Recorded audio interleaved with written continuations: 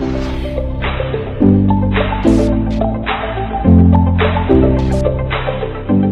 hello guys, welcome to another day with Zimaleta. Back in 2014, I started saving money, and I bought a house in, like 2 years ago. Basically in 2015, I bought a house for cash. Got a business property, everything for cash, guys. And I saved all the money from doing this type of work. This is why I'm telling you guys, this is a business. If you're gonna treat it right, you will be able to, make money. You'll be able to save money and do whatever you want. But it's a strategy, guys. So anyways, guys, the point of this whole story that I'm trying to tell you, at that point, in March of 2014, I gave my last money. I don't have any more money, and I had a paid for printer, used printer.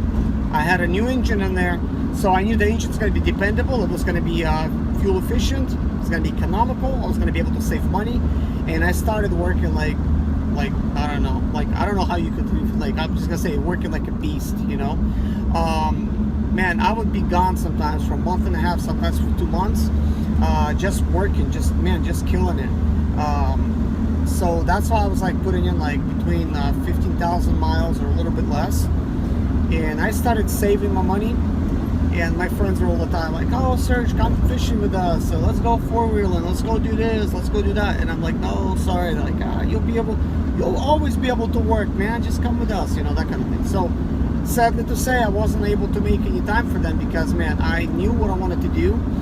That same year, guys, in March, I started listening to audiobooks, and I started basically buying audiobooks. During the course of the year, I bought $5,000 worth of value of books. I didn't exactly pay $5,000. I tried to get those books with different discounts from Audible and stuff, because I only bought the most expensive books you could find on there. But I either try to get them with credits. Like, for instance, you might be able to buy a credit for $10 if you get a lot of credits, but the book is $50, so you could use that one credit for that $50 book. You see what I'm saying? Plus Audible, they give you a free book. I may put some Audible link at the bottom or something. If you guys want to start listening to books, I highly recommend it because it does not use any data. Just download the books on Wi-Fi and start listening to them.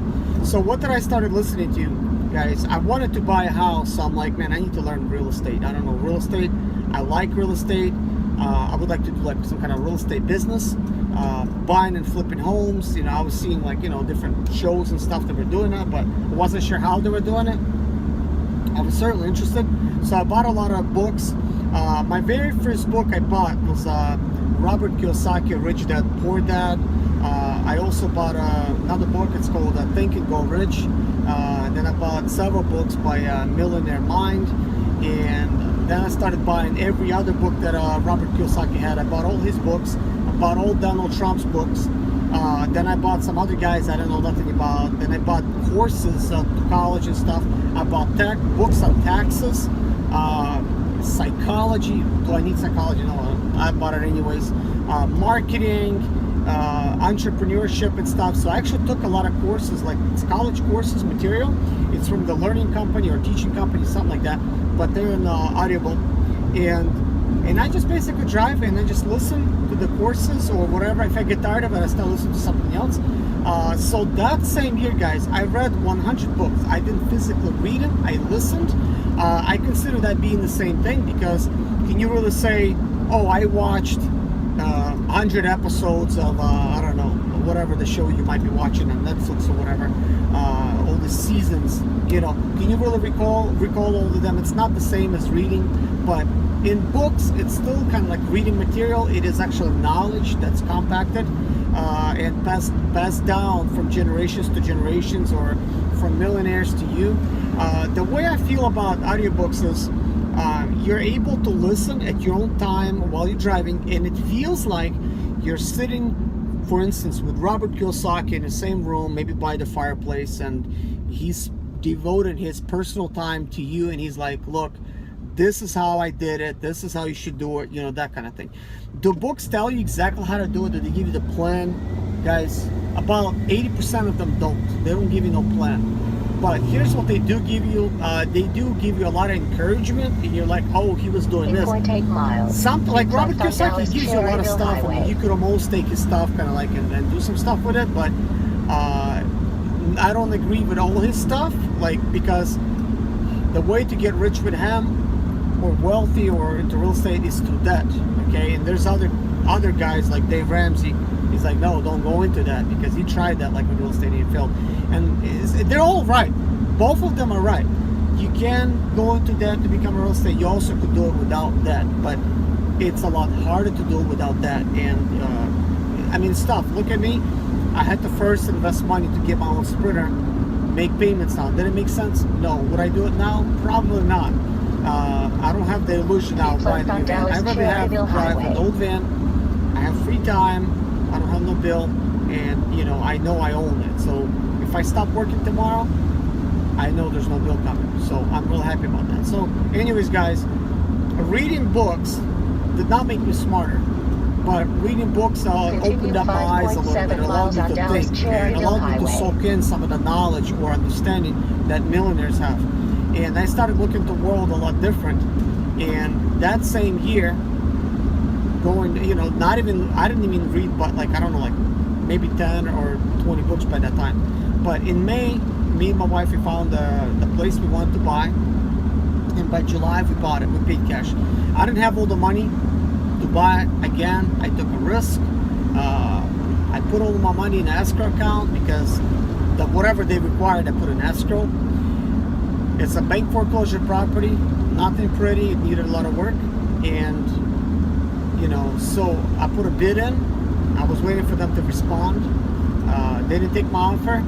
They counter-offered. I counter-offered back, and then I was kicking myself. I'm like, man, I'm stupid. Like, why did I counter-offer them? I should have just took it because it was already a good offer. I'm thinking, what if they're not gonna take it? Because this already happened, guys. I've already been doing this for years upon years. Not only now, but it encouraged me to keep going at it, because I keep losing the bids every time I would bid at different properties like Florida and North Carolina. I would not win because somebody else would give more than I did, you know.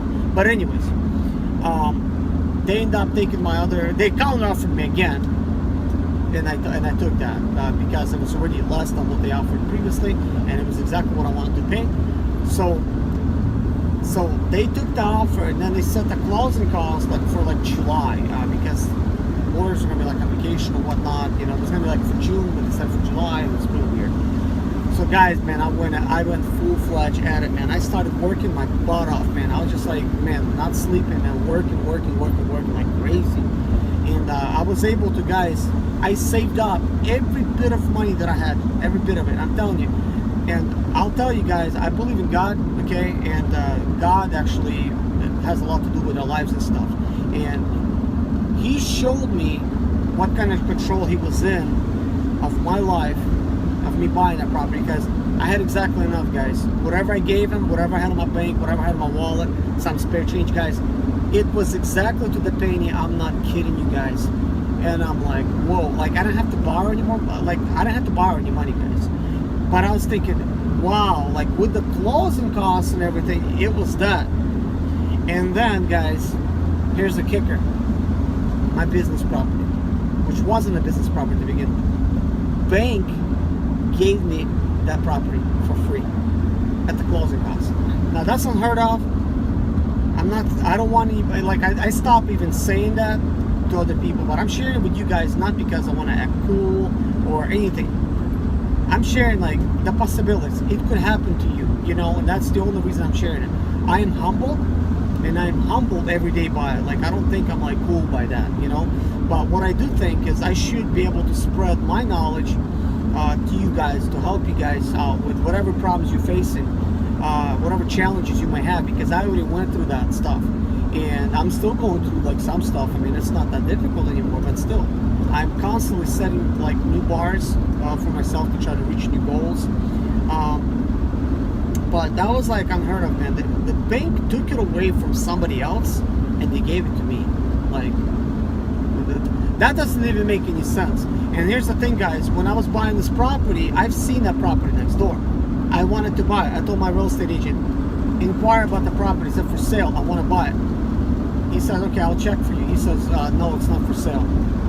It's actually owned by the bank. And I'm like, do you know what bank owns it? He's like, yeah, the same bank owns your property, owns that one. I'm like, okay, it's not listed, so I couldn't even buy it. So it just showed to me like, wow, like God cared for me and He allowed me to have that property free, which is amazing. So anyways, because of this, guys, once I actually bought my property, I went to the zoning department because I already knew zoning laws and stuff like that because I read the books. I knew you could rezone stuff. So I'm telling you, you could actually rezone stuff too. I went to the zoning board and they're like, well, we don't know. I talked to the planning department. I went to the planning department and they're like, yeah, we can't promise anything, but fill these forms out. And I told them my story, and I'm like, look, I believe God gave me this property so I could have a business on it. You know, it's been my dream to always have a property next door. And seriously, guys, it's been my dream. Like that book that you will read, Think and Grow Rich.